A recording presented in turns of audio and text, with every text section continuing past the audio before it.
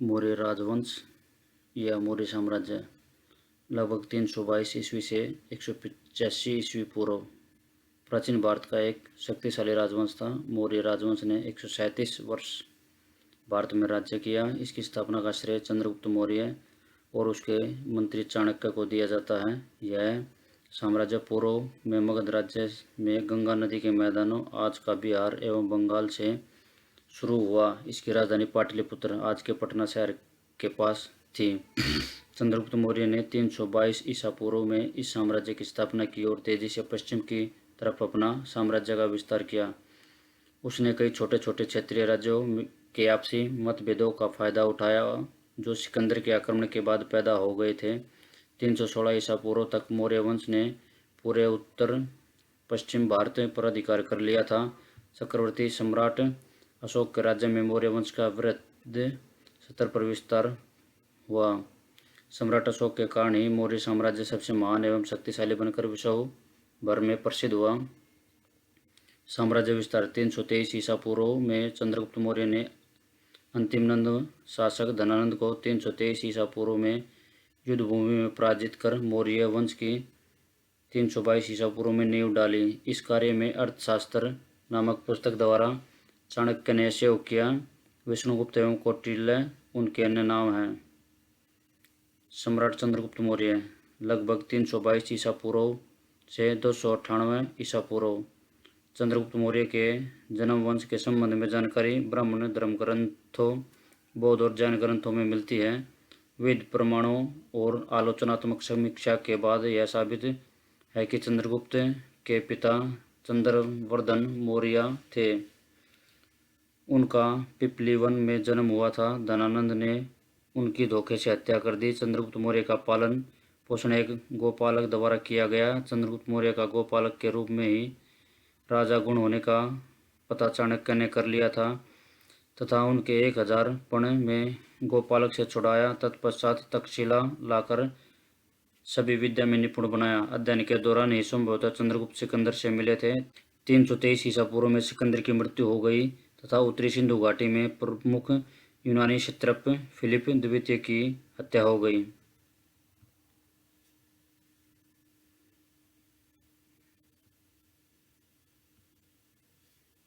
जिस समय चंद्रगुप्त राजा बने, भारत की राजनीतिक स्थिति बहुत खराब थी।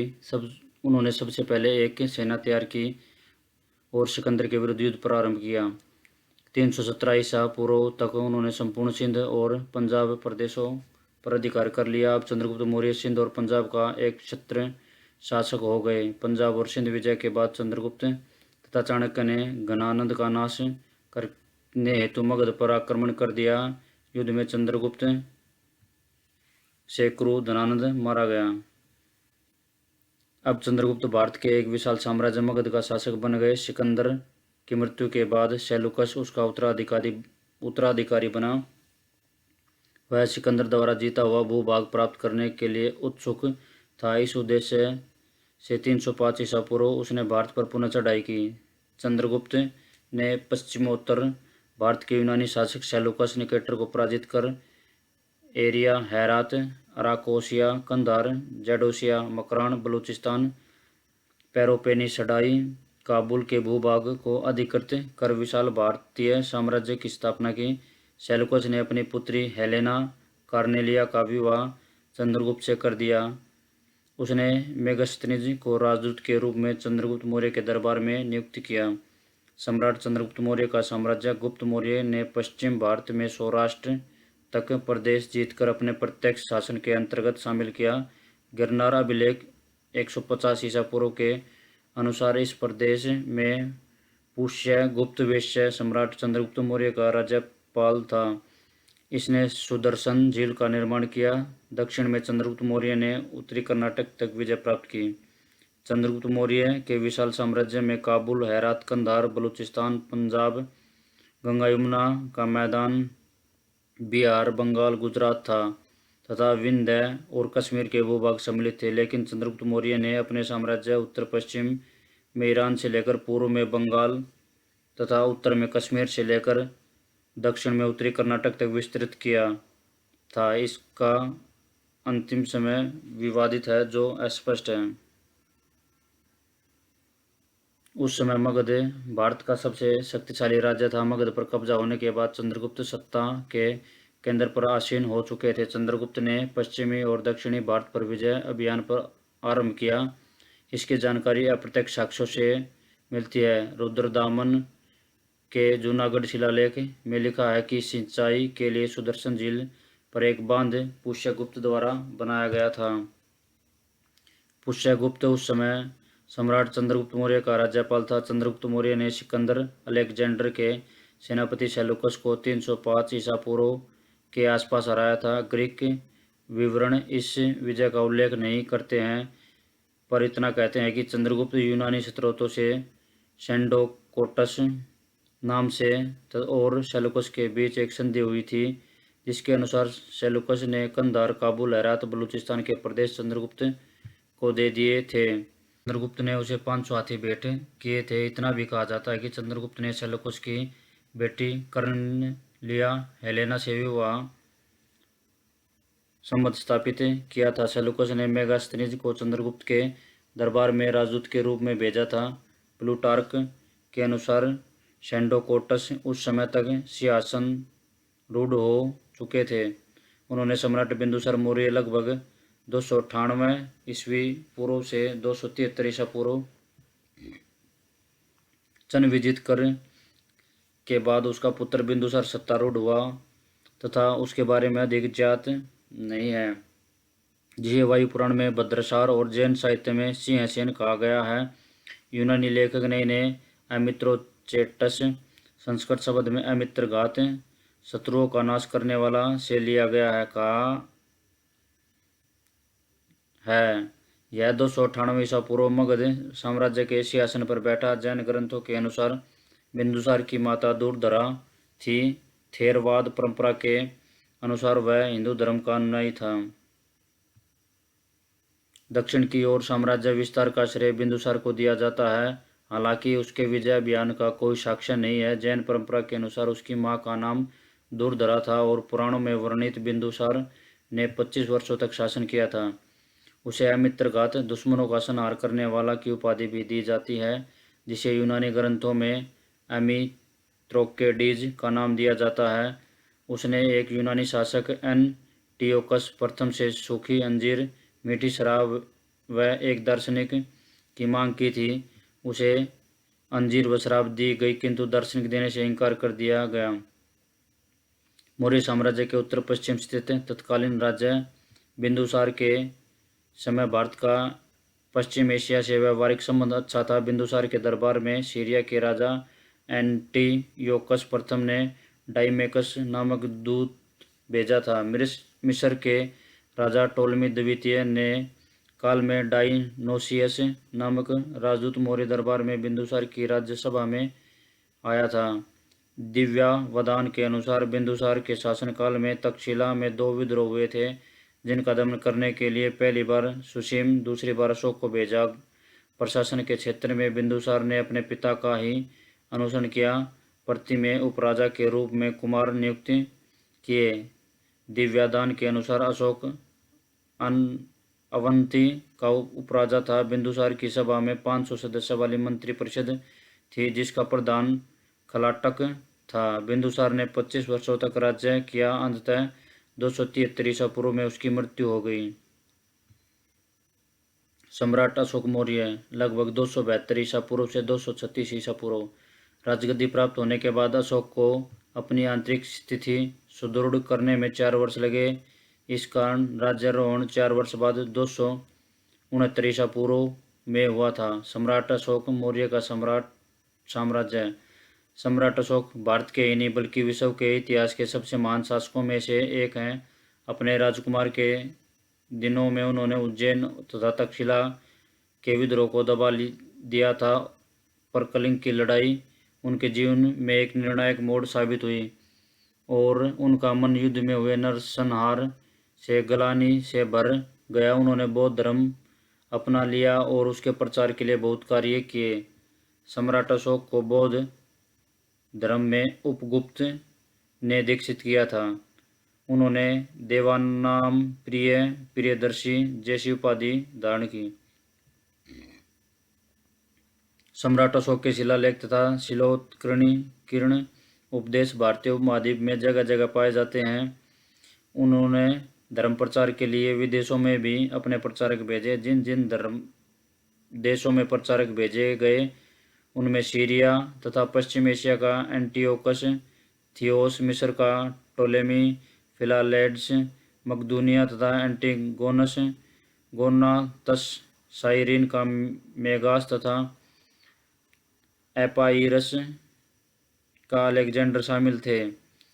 अपने पुत्र महेंद्र और एक बेटी को उन्होंने राजधानी पाटलिपुत्र से श्रीलंका जलमार्ग से रवाना किया। पटना का ऐतिहासिक महेंद्र घाट उसी के नाम से नामकृत है। युद्ध से मन उब जाने के बाद भी अशोक सम्राट ने एक बड़ी सेना को बनाए रखा था। ऐसा विदेशी आक्रमण से साम्राज्य के पतन को रोकने के लिए आवश्यक था। वह 273 ईसा पूर्व में सिंहासन पर बैठा। अभिलेखों में उसे देवाना प्रिय, देवाना प्रिय, पियद, शशि एवं राजा आदि उपाधियों से संबोधित किया गया है। दिव्यादान में अशोक की माता का नाम सुभद्रांगी है, जो चंपा के एक ब्राह्मण की पुत्री थी। ऐसा कहा जाता है कि अशोक को सिंहासन सहजता से नहीं प्राप्त हुआ, बल्कि अपने भाइयों से संघर्ष करना पड़ा।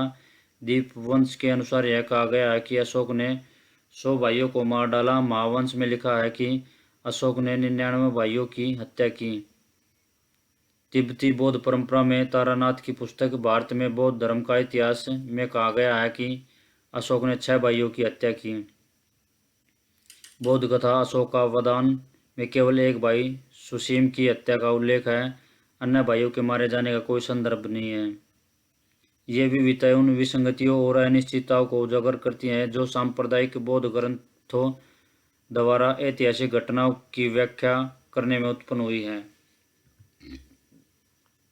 अशोक का 5वां प्रमुख शिलालेख ऐसे साक्ष्य प्रदान करता है जो अशोक के भाइयों के भाग्य के बारे में बौद्ध ग्रंथों में पाए गए विवरण का खंडन करता है, जो बताता है कि अशोक के कई भाई जीवित थे और साम्राज्य में आधिकारिक पदों पर थे। सिंहली अनुश्रुतियों के अनुसार उज्जैनी जाते समय अशोक विदिशा में रुका, जहां उसने श्रेष्ठी की पुत्री देवी से विवाह किया, जिससे महेंद्र और संघमित्रा का जन्म हुआ। दिव्यदान में उसकी एक पत्नी का नाम तिष्य रक्षिता मिलता है। उसके लेख में केवल उसकी पत्नी का नाम करुणावकी है, जो तीवर की माता थी। बौद्ध परंपरा एवं कथाओं के अनुसार बिंदुसार अशोक का राजा नहीं बनाकर सुसीम को सिंहासन पर बैठाना चाहता था, लेकिन अशोक एवं बड़े भाई सुसीम के बीच युद्ध की चर्चा है। भारत भर में जासूसों गुप्तचरों का एक जाल सा बिछा दिया गया, जिससे राजा के खिलाफ गद्दारी इत्यादि की गुप्त सूचना एकत्रित करने में किया जाता था। यह भारत में शायद अभूतपूर्व था। एक बार ऐसा हो जाने के बाद उसने चंद्रगुप्त को यूनानी क्षत्रपों को मार भगाने के लिए तैयार किया।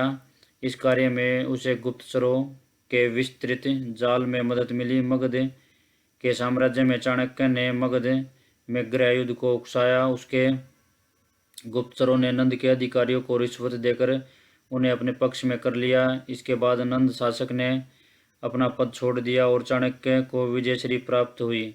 नंद को निर्वासित जीवन जीना पड़ा, जिसके बाद उसका क्या हुआ ये अज्ञात है। चंद्रगुप्त मौर्य ने जनता का विश्वास भी जीता और इसके साथ उसको सत्ता का अधिकार भी मिला। केंद्रीय प्रशासन मौर्य साम्राज्य की राजधानी पाटलिपुत्र आधुनिक पटना थी। इसके अतिरिक्त साम्राज्य को प्रशासन के लिए 4 और प्रांतों में बांटा गया था। पूर्वी भाग की राजधानी तौसाली थी और दक्षिण भाग की राजधानी सुवर्णगिरी। इसी प्रकार उत्तरी और पश्चिमी भाग की राजधानी तक्षशिला तथा उज्जैन थी। इसके अतिरिक्त समापा, इसिला और कौशाम्बी भी महत्वपूर्ण नगर थे। राज्य के प्रांतपालों कुमार होते थे, जो स्थानीय प्रांतों के शासक थे। कुमार की मदद के लिए हर गांव में एक मंत्री परिषद तथा महामात्य होते थे। प्रांत आगे जिलों में बटे होते थे। प्रत्येक जिला गांव के समूहों में बटा होता था।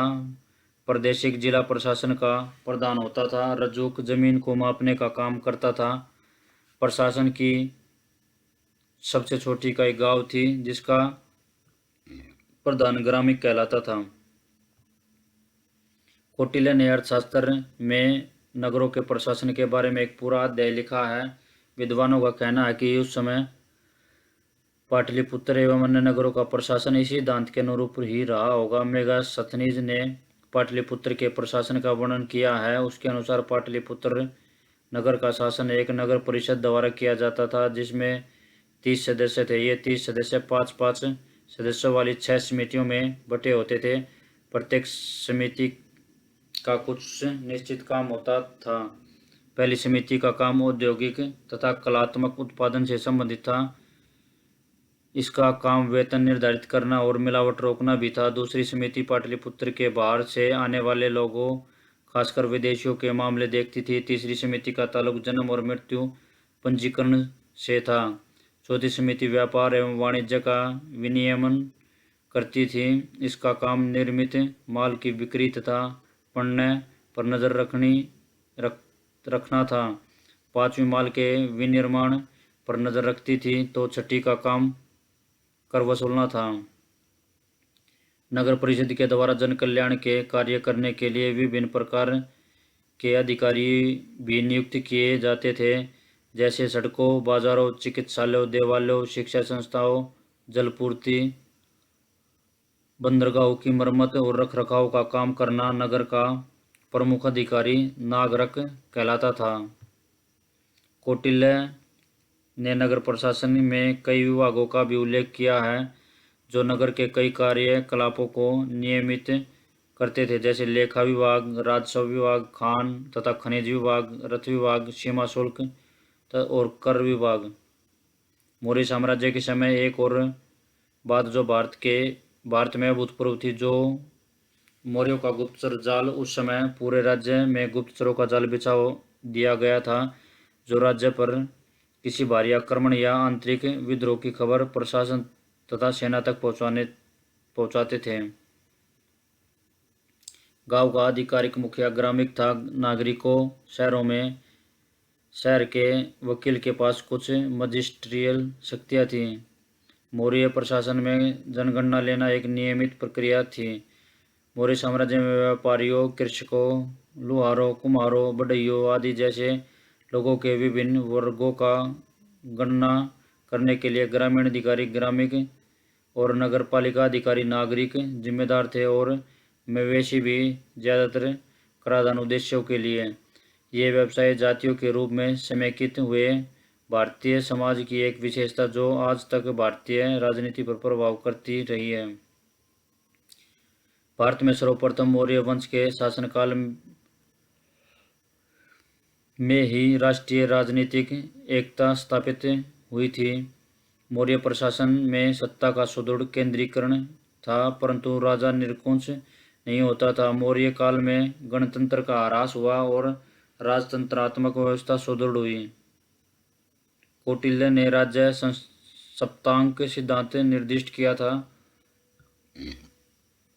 जिसके आधार पर मौर्य प्रशासन और उसकी गृह तथा विदेश नीति संचालित होती थी। राजा, अमात्य, जनपद, दुर्ग, कोष, सेना और मित्र मुख्य पद और अधिकारी। अमात्य अर्थशास्त्र ग्रंथ के अनुसार प्राचीन भारत के पदाधिकारी छोट पद राजा, सेनापति, नागरिक, मंत्री, संधिता दाता, अंत्यपाल, द्वारिक, पुरोहित, प्रशासता, उपयुक्त, शून्यपाल, युवराज, परिषद, पौरव, व्यावहारिक, कार्मिक, कार्मांतरिक, अंतर्विशक, गोप, कर्णिक, नायक, प्रदेष्टा, अध्यक्ष। प्रांतीय प्रशासन। चंद्रगुप्त मौर्य के शासन संचालन को सुचारू रूप से चलाने के लिए 4 प्रांतों में विभाजित कर दिया गया, जिसे चक्कर कहा जाता था। इन प्रांतों का शासन सम्राट के प्रतिनिधि द्वारा संचालित होता था। सम्राट अशोक के काल में प्रांतों की संख्या 5 हो गई थी। प्रांत प्राची मध्य प्रदेश, पाटलिपुत्र उत्तरापथ, तक्षशिला दक्षिणापथ, सुवर्णगिरी अवंती, राष्ट्र उज्जैनी उज्जैन, कलिंग तोसली। प्रांतों का प्रशासन राजवंशी कुमार आर्यपुत्र नामक पदाधिकारियों द्वारा होता था। कुमार भाष्य की सहायता के लिए प्रत्येक प्रांत में महापात्र नामक अधिकारी होते थे। शीर्ष पर रामराज्य का केंद्रीय प्रभाग, तत्पश्चात प्रांत आहार विषय में विभक्त था। ग्राम प्रशासन की निम्न इकाई थी। 100 ग्राम के समूह को संग्रहण कहा जाता था। आहार विषयपति के अधीन होता था। जिले के प्रशासनिक अधिकारी स्थानिक था। गोप 10 गांव की व्यवस्था करता था। नगर प्रशासन मेगास्थनीज के अनुसार मौर्य शासन की नगरीय प्रशासन 6 समिति में विभक्त थी। प्रथम समिति उद्योग शिल्पों का निरीक्षण करती थी। द्वितीय समिति विदेशों की देखरेख करता था। तीसरी जनगणना। चतुर्थ व्यापार वाणिज्य की व्यवस्था। पंचम विक्रय की व्यवस्था निरीक्षण। छठी कर वसूलने की व्यवस्था। नगर में अनुशासन बनाए रखने के लिए तथा अपराधों को नियंत्रण रखने हेतु पुलिस व्यवस्था थी, जिसे रक्षित कहा जाता था। यूनानी स्रोतों से ज्ञात होता है कि नगर प्रशासन में 3 प्रकार के अधिकारी होते थे। एग्रोनोमोई जिलाधिकारी, एंटीनोमोई नगर आयुक्त, सैन्य अधिकारी। आर्थिक स्थिति। इतने बड़े साम्राज्य की स्थापना का एक परिणाम ये हुआ कि पूरे साम्राज्य में आर्थिक एकीकरण हुआ। किसानों को स्थानीय रूप में कोई कर नहीं देना पड़ता था। हालांकि इसके बदले उन्हें कड़ाई से पर वाजिब मात्रा में कर केंद्रीय अधिकारियों को देना पड़ता था। उस समय की मुद्रा पण थी। अर्थशास्त्र में इन पणों के वेतनमानों का उल्लेख मिलता है। न्यूनतम पण 60 रुपये होता था, जिसे अधिकतम वेतन 48,000 पण था। धार्मिक स्थिति। 6ठी सदी ईसा पूर्व मौर्य के उदय के कोई 200 वर्ष पूर्व तक भारत में धार्मिक संप्रदाय का प्रचलन था। ये सभी धर्म किसी न किसी रूप में वैदिक प्रथा से जुड़े थे। 6ठी सदी ईसा पूर्व में कोई 62 संप्रदायों के अस्तित्व का पता चला है, जिसमें बौद्ध और जैन संप्रदाय का उदय कालांतर में अन्य की उपेक्षा अधिक हुआ। मौर्य के आते आते बौद्ध और जैन संप्रदाय का विकास हो चुका था। उधर दक्षिण में शैव तथा वैष्णव संप्रदाय भी विकसित हो रहे थे। अशोक ने कलिंग युद्ध के बाद बौद्ध धर्म को अपना लिया। बौद्ध धर्म को अपनाने के बाद उसने इसको जीवन में उतारने की भी कोशिश की। उसने शिकार करना और पशुओं की हत्या करना छोड़ दिया और मनुष्यों तथा जानवरों के लिए चिकित्सालयों की स्थापना कराई। उसने ब्राह्मणों और विभिन्न धार्मिक पंथों के सन्यासियों को उदारतापूर्वक दान दिया। इसके अलावा उसने आराम गृह और धर्मशाला, कुएं, बावरिया का भी निर्माण कार्य करवाया। उसने धर्म महामात्र नाम के पद वाले अधिकारियों की नियुक्ति की, जिसका काम आम जनता में धर्म का प्रचार करना था। उसने विदेशों में भी अपने प्रचारक दल भेजे। पड़ोसी देशों में अलावा मिस्र, सीरिया, मकदूनिया, यूनान, साइरिन और एपाइरस में भी उसने धर्म प्रचारकों को भेजा। हालांकि अशोक ने खुद बौद्ध धर्म अपना लिया था, पर उसने अन्य संप्रदायों के प्रति आदर का भाव रखा। सैन्य व्यवस्था। मेगास्थनीज के अनुसार चंद्रगुप्त मौर्य की सेना 6 लाख पैदल, 50,000 अश्वारोही, 9,000 हाथी तथा 800 रथों से सुसज्जित अजय सैनिक थे। सैन्य विभाग का अधिकारी सेनापति होता था, जिसे लगभग 48,000 पण वार्षिक वेतन मिलता था। युद्ध क्षेत्र में सेना का नेतृत्व करने वाले अधिकारी को नायक कहा जाता था। इसे 2,000 पण वार्षिक वेतन मिलता था। चाणक्य ने अपने ग्रंथ अर्थशास्त्र में लिखा है कि मौर्यों के पास नौसेना भी थी। सैनिक प्रबंध की देखरेख करने वाला अधिकारी अंतपाल कहलाता था। यह सीमांत क्षेत्रों का व्यवस्थापक भी था। सैन्य व्यवस्था 6 समितियों में विभक्त सैन्य विभाग द्वारा निर्दिष्ट थी। प्रत्येक समिति में 5 सैन्य विशेषज्ञ होते थे, जो निम्न प्रकार हैं। प्रथम समिति जल सेना की व्यवस्था, द्वितीय समिति यातायात और रसद की व्यवस्था, तृतीय समिति पैदल सैनिकों की देखरेख, चतुर्थ समिति अश्वारोही की सेना की देखरेख, पंचम समिति गज सेना की देखरेख, छठी समिति रथ सेना की देखरेख करती थी। मौर्य साम्राज्य का पतन। मौर्य सम्राट की मृत्यु 237 ईसा पूर्व से 236 ईसा पूर्व के उपरांत लगभग 2 सदियों 322 से 185 ईसा पूर्व चले आ रहे शक्तिशाली मौर्य साम्राज्य का विघटन होने लगा। अंतिम मौर्य सम्राट वृहदर्थ था की हत्या उसके सेनापति पुष्यमित्र शुंग ने कर दी। इसे मौर्य साम्राज्य समाप्त हो गया। पतन के कारण। अयोग्य एवं निर्बल उत्तराधिकारी, प्रशासन का अत्यधिक केंद्रीकरण, राष्ट्रीय चेतना का अभाव, आर्थिक और सांस्कृतिक असमानताएं, प्रांतीय शासकों में अत्याचार, करों की अधिकता, अशोक की दमनीति, अमात्यों के अत्याचार। विभिन्न इतिहासकारों ने मौर्य वंश का पतन के लिए विभिन्न कारणों का उल्लेख किया है। हेमचंद रायचौधरी, सम्राट अशोक की अहिंसक और शांति प्रिय नीति।